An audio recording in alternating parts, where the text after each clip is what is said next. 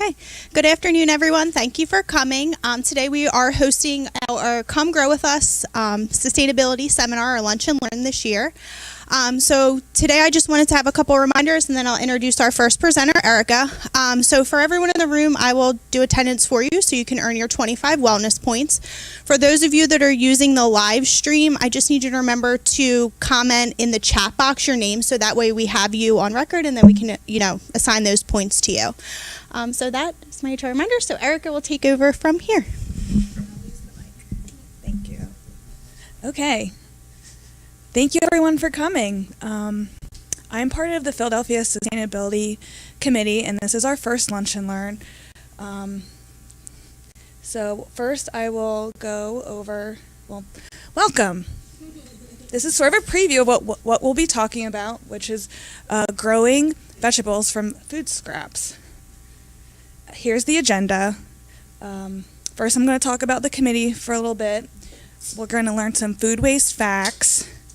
We're going to talk about the new K-Cup recycling initiative, composting, and then we'll be getting to growing a garden from table scraps.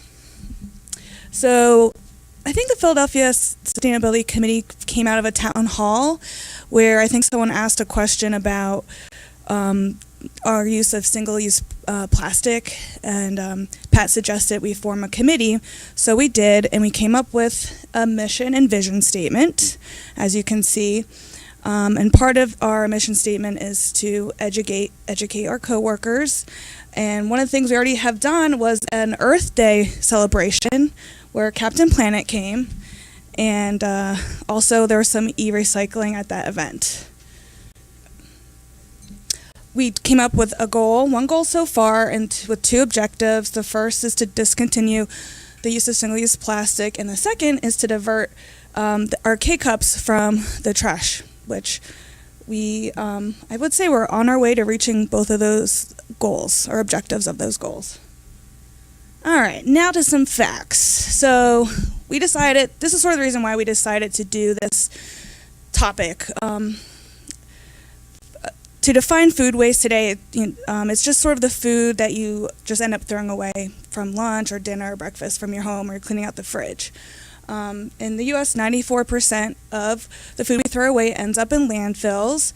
And it's the most common material found in landfills, and it accounts for 22% of the landfill. And so why should we reduce our food waste? It can help save you money if you go with Dawn's method of growing a garden. You can help address climate change. Landfills are a huge producer of methane.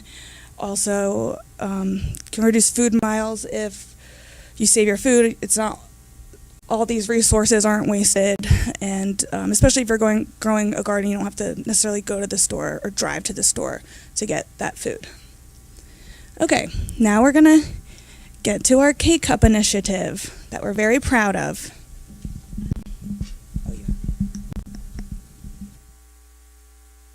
Hey everyone, I'm Kirsten, and I'm going to talk about K-Cup recycling. So do you guys have any guesses on how many K-Cups we use in the Mount Laurel office, for example? Anyone? Winner gets a lollipop. What's the time? Oh, in 2018, for the entire year. 100,000. Anyone else? Okay. 20,000. Okay. We're going to go by the Price is Right rules and say the closest one who didn't go over. So that'd be Emily. So Mount Laurel uses 13,344 in a year.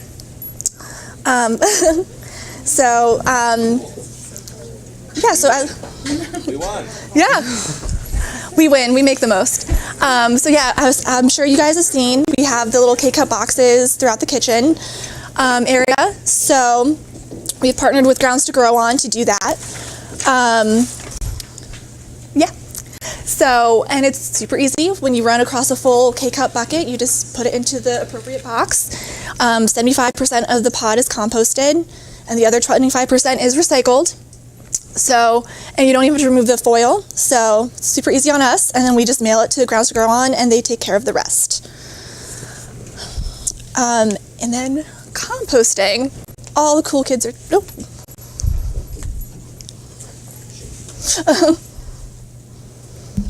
Yeah, I'm not a coffee drinker, so I drink tea. Can I throw the tea bags in those little K-cup recycle bins? So or no? yeah, they're just for the K-cup recycling at this point. We are kind of talking about composting, which is a great lead-in, thank you, for like the office. We're not there yet, but it is an idea that we're trying. So tea bags, you definitely can. All right. Yeah. Thank you. Yeah. All right, so composting. Yeah. Yeah, they're very cool. So composting is just organic matter that decomposes, and you can use it as soil for your garden. And on average, about 40% of what you throw out is compostable. The average American throws out about 4 pounds of trash a day, which is a lot. And then once these organic materials reach the landfill, it generates 20% of the nation's greenhouse gases. So if you can divert some of that from the landfill, awesome. So anyone can do it. I do it in the city, and I currently don't have a yard to do it. So what I do is I have a little like countertop compost bin. So as I'm like cooking and stuff, I put the scraps in there. And then I use a company called Circle Compost, but there's multiple companies you can like choose from. And they come pick it up however often you want them to. And then they, make compost with it. There's also drop-off locations if you just want to bring your food scraps and stuff to them. And if you live in the suburbs, you can have a little tumbler in your backyard. So you put all like the food scraps and like the cardboard and pizza boxes, whatever, in there, and turn it every so often to aerate it, and then it'll like make the soil, and then you can just use it in your gardens. And there are also some new, Sorry to interrupt. Yeah. I'm just curious, how much does it cost for Circle Compost to come and pick it up? Yeah, so there's different like options. So I do once every 2 weeks, and so it's $10 a month. So it's pretty reasonable. It's like a Netflix subscription. So yeah, and other like depending on your needs and stuff, they have different pickup options. Oh yeah, thank you. And also if I ever needed like soil from them, they will give it to me for free. And I think all the companies in Philly do that, so yeah. And then some municipalities have drop-off locations if you don't have the outdoor space for like your own little compost tumbler or like pit, you can do that as well. So you can compost a lot of stuff that you wouldn't like necessarily think of. So obviously food scraps, but some loose leaf tea and then also tea bags without the staples. You can do paper bags. You can do napkins if it's like only soiled with food materials and not like cleaning products. Some like chopsticks. Even your own, like if you have a pet and you brush them, like their fur. So just like a lot of things that you can compost. Some companies accept different things than others, so just be aware of that if you're using a company.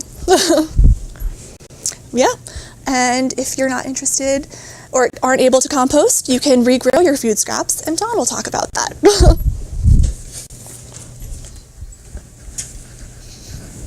Hey everybody, I'm Dawn, and I have my assistant Michael here. So basically I'm an urban dweller as well, love the garden, love to grow things. And I discovered a few years ago that you basically can take vegetables that you have, especially if you didn't use them and they started to grow things out of them, and instead of throwing them away, you can repurpose them and you can use them to regrow new vegetables. So I guess if we go to the slide, so these are some pictures of what we're going to show you today. Is we have celery that you can regrow. Can you just go to the next slide where the potatoes are? Because I actually don't have the potatoes with me. So I had a potato that looked like this, couldn't use it. So what you do is you cut it into chunks once you start to get those eyes forming on it, and you then put it into, I had put it in this container. It was, pretty shallow. I put soil in it. I let the potatoes sit in there, and this was after a couple of weeks. I'd say about 2 weeks it got this big, and after a month it got that tall. So when you're growing, you could take any kind of potato that you have that's growing eyes out of it and do this. And these potatoes, so the pot that these are in now is probably about this deep. They sell special bags online that zip. So when the potatoes are ready, you unzip it and they'll fall right out. The potatoes will be ready in about, I would say, usually I wait until, it's about 10 weeks, they say. So probably these will be ready in July. And you'll know because the greens will actually die off. The greens are poisonous, so it's not something that you want to eat. You never want a green potato. If you pull it out and you can rub it and it's a little green and the skin's soft, put it back in. But you'll know because these will die. And then you'll have an idea that your potatoes are ready. And I think it takes a little bit of time. I mean, you need a lot of space. You need more space. Like Adam will probably tell me this is too crammed, right? How many plants? There's probably about 8 in here. Yeah, Okay. because they get these tubulars and they need the length to grow and they need more space that way. But I do a lot of jamming gardening because of limited space. But okay, so they were the potatoes. If you want to go back to the celery, I'm sorry, I keep looking at you. Sorry, Marissa. Okay, so what we're going to do is, this is one that I started. I'm not too happy with it. I think it's a dud. Typically, this green center, after the amount of time that I had it sitting in water, should be about this tall. So what I'm going to do is, Michael is going to show you how to do this. So this is organic celery from the store. You're just going to, Exhibit A, you're just going to cut off right about there. And I'd like to mention that I've actually never done this before, so anybody could do this at home. I'm doing it right now. Move that romaine going. Slide that romaine plant to the side. And here I go, cutting the celery. Okay, and then the next thing you want to do is you want to take this and you just want to just cut a sliver off to have that be a little more fresh.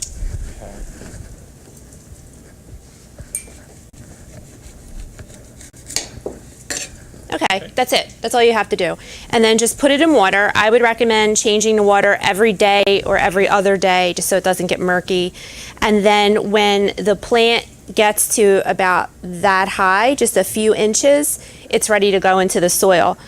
The celery is amazing. So this is what I had by the fall. It's typically ready. You know, if you want to pull the whole head of celery out, you want to make sure it's about 3 inches wide. Your stalks want to be at least 6 inches before you pull them. They can grow up to 18 inches tall. This is the celery plant here. The leaves are just amazing. I mean, you can cut them off and throw them in the freezer, and if you make soup in the winter, just put them in frozen.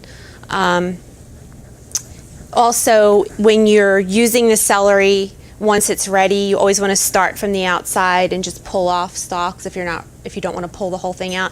I never pull the whole thing out. I do one plant every year, and I basically, as soon as it's ready, I just start pulling off it all summer and fall, and then whatever's left at the end of the season, I cut it, I wash it, I dice up the celery, and I freeze it, and then I throw it in soup in the winter. Okay, so that's the celery. You can go to the next one. We did the potatoes. The romaine. So you go to the store, you buy a bag of romaine hearts. You cut off the bottom, and then you take your stump, same thing, just sliver a little bit off the bottom, put it in water, and you see this one's growing. This one we can actually, you can put it in the soil if you want. Okay. I'm gonna take that one home and throw it in the ground. This is one that I had here in the office for a while. I just put it in soil the other day. So this one is about 3 weeks, 2 or 3 weeks old. And this is ready to go out into the garden. And I have to put a cage over it because the squirrel will eat it. That was my lunch one day. Yeah, that's right. So you gave this to me about 2 weeks ago. With this much water in it and gave it to me. Yeah. Yeah, so save your romaine hearts or give them to me. So about that deep, like that? Yeah. Okay. Yeah, and then just tuck that soil around there. And then we'll One water thing you it. can't do, I think, is pull the core out of the base. There's like a center core part of a romaine heart, and I don't know if you pull that out, will it grow? I don't know. I don't pull anything out. I just I don't know if these people can do it. cut it and put it in. Okay, and Do that. Do you recommend a certain time of year for people to do that? I always start this well, I wouldn't put that outside until there's no frost. I mean, like, I think this is a good time to now put this one outside. Usually all this stuff I start indoors in March, and then it's usually ready to go when it gets a little bit warmer. Okay, so that was the romaine, and then we have the onions. Okay, so this was an onion that was sitting in my vegetable basket that I obviously did not use. What we're going to do is we're going to take it apart. So we have to go through these steps. Take it apart like this, get it down to there, and then you put this in water. And once you have a little bit of roots on the end, you can stick it outside. So this is one that I did last summer. These onions, I think I did two things. Throughout the summer, I was cutting off the top and dicing it and using it like almost like a green onion. And then I actually pulled the onions about, I think it was the early fall, they were ready. So when you do this, the one thing you want to try not to do is cut this piece off. So I'm going to have you take this apart, and there might be a little mold in here just because it's old. You can just tear it apart with your hands. Okay. Without ripping the bottom off if you can.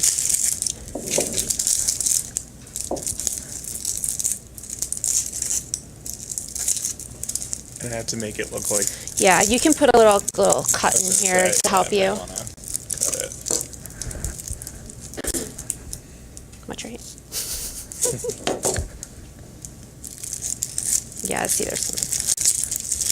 This is going to be slimy, sorry. It's fine. And then keep that base on if you can.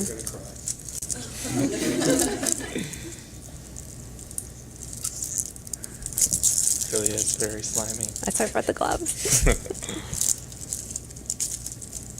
Don't want to tear off that base. Yeah, that's good. Well, then just keep. Yeah, tearing do you want it. me to hear? Yeah. All right. Let's see.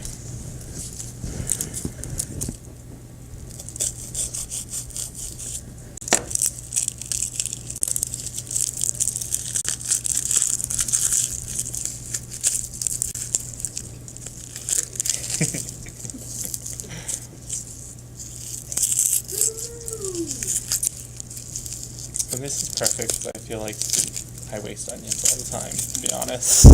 So it'd be nice to actually grow some. And then waste them, right? Or regrow those, and then just have a bunch of onions in my house. All right, we're getting down to the bottom.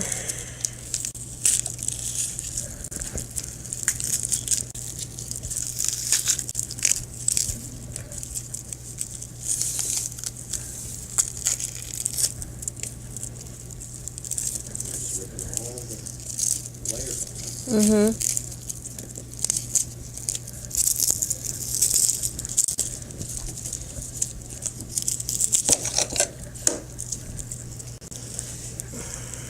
See how there's two of these? I think I can separate them. But I don't want to ruin it, so maybe I won't. I might stop. I might not. All right, let me see, I got two. Okay. I think we can do it here. Okay. All right, I'm going to stop. Yeah. So then this, I would put this in water and just let it stay there probably a week or so until you just need a little bit. I mean, you see how that is. You don't need a ton. And then when you have the roots, you can put it in the soil and just put it right outside. I mean, it's fine. It's fine like that. We will have onions. They're really hard to kill. Yeah, yeah. And then these, so whenever I buy scallions from the store, don't put them in the plastic bag in your fridge. Put them in a little bit of water in a vase. And these I intentionally did not use. I mean, you can cut them down and they'll keep growing up if you just want to keep using them instead of buying new ones all the time. Just keep them in your kitchen in a vase of water. But if you want to grow them, these are ready to go outside. I already have some out there from earlier, I guess maybe early March. I had a bunch I put out, and these will last you all summer into the fall. In fact, I had some that made it over the winter. They're still there. Yeah. Yep. Are there any nutrient restrictions or needs if they're just in water? I am a rogue farmer. I just go with it. I just try. I read, but I don't get obsessed with it because I feel like, I always have this stuff in the house. I just try and try again. Like this celery really upset me because by now it should have been so much taller and it's a complete dud. So now I'm going to wait and see with this one. It grows so fast. You'll see. You'll come down one morning and you'll suddenly have all this green. Some good old Philly water. Yeah.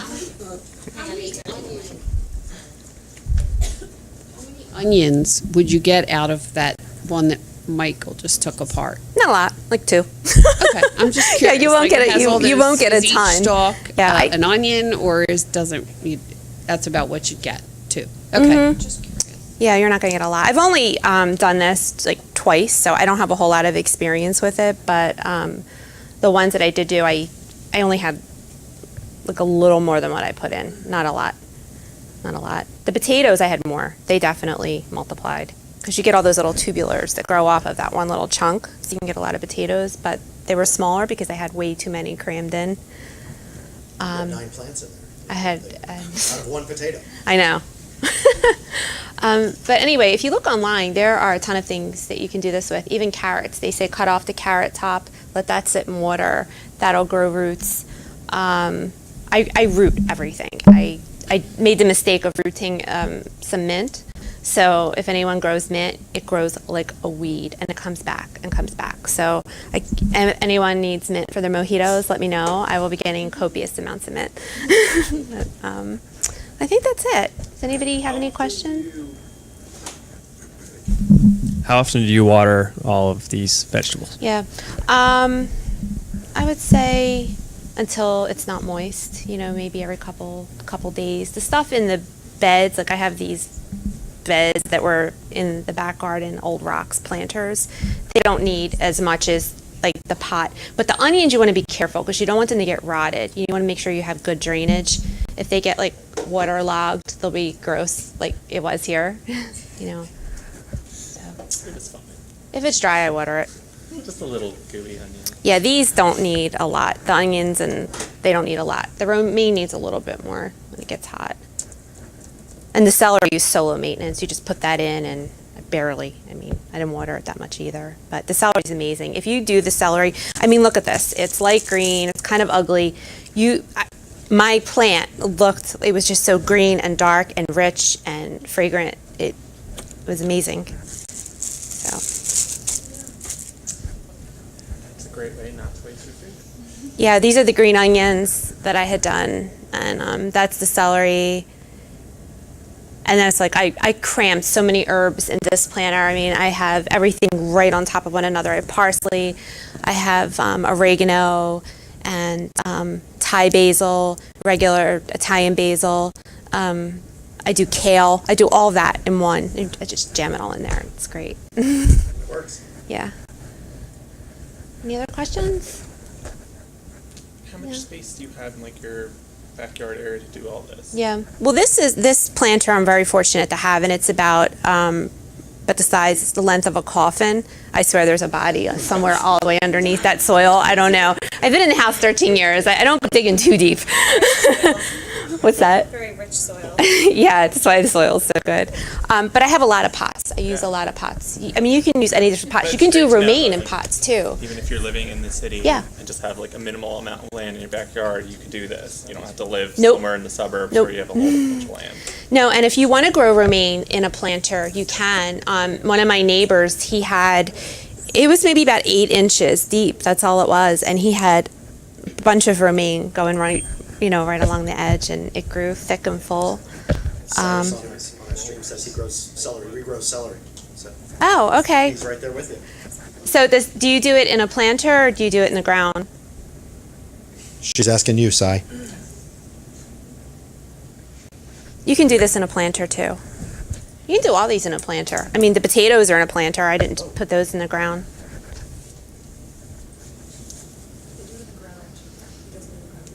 Oh, the ground? Okay.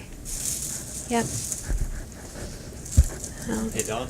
Can you eat the sprouts from the onion? I have. I don't know if you're supposed to. I probably should look. I know you can't eat the potato ones, but I have cut them and like diced them almost like chives and put them on my potato. I'm still here. I'm not recommending you do it unless you look it up yourself, but I have done it. What's wrong with eating the potato? Cyrus does it in the ground. No, they are. Oh, wow. Yeah, the potato leaves are poisonous. They said they create a chemical called solitane or something, solitane. Cyrus lives in rural Maine, so he grows it in the ground. The celery, yeah. Yeah, don't eat the potato greens. Well, they say that potatoes, they're called nightshades, and they say tomatoes are nightshades, and they also say you should not eat tomato leaves, green leaves. No.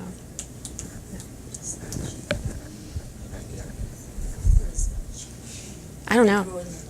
No. They flower it. Oh, it means poisonous, Catherine. If it says nightshade, don't eat it. A lot of nightshade plants flower at night, Catherine. That's one thing you can tell. Oh, okay. Okay. Anything else? No? Okay. Well, thank you so much. If you guys have any questions, feel free to email me or call me, or if you have any pointers, I'm always looking for ways to improve my my regrowth. Thank you, Dawn. Thank you. Appreciate this. You're welcome.